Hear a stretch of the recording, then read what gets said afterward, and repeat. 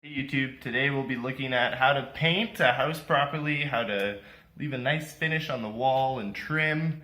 It's gonna be good. Let's get to it. So we have our roller here, we have a little bit of paint in the tray. First things first, we're just gonna dab a little like this, get a little bit of paint on there. We're gonna give it a little pressure and try and spread the paint out throughout the roller. And we're at the wall here. We're just gonna do nice even passes. And being very careful, always put something below where you're painting so you don't drip on the floor, so you don't get it where it shouldn't be.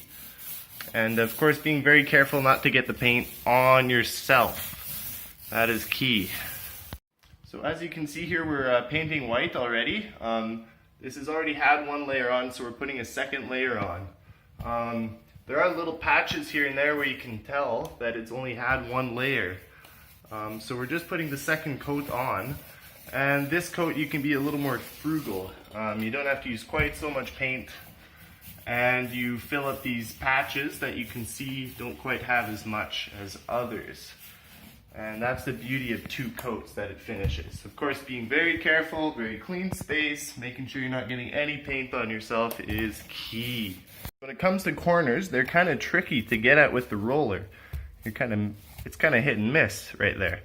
So what I like to do is I like to go along the edge, try and jam it in there as best I can, get as close to the corner as possible, and then I'll just come back later with a brush and get the corners real nice.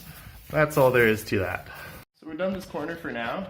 We're going to move on to doing more sections of the wall. But yeah, with the corner, just come back with the brush later and it's fine. You just quick passes up and down and it gets the corner. Quicker, longer strokes seem to get the finish a little nicer, I find. So that's key. And of course, always keeping sure that you have something to catch the paint just in case. And of course, not getting any paint on yourself is key. So we'll keep going.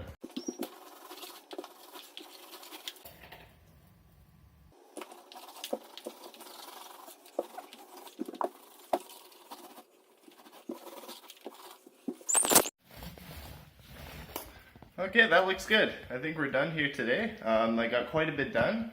I managed to do this section in about 5 hours, so once you get practice, you get pretty efficient at it. So I think I've done a good job today, keeping the space clean, keeping the floor clean.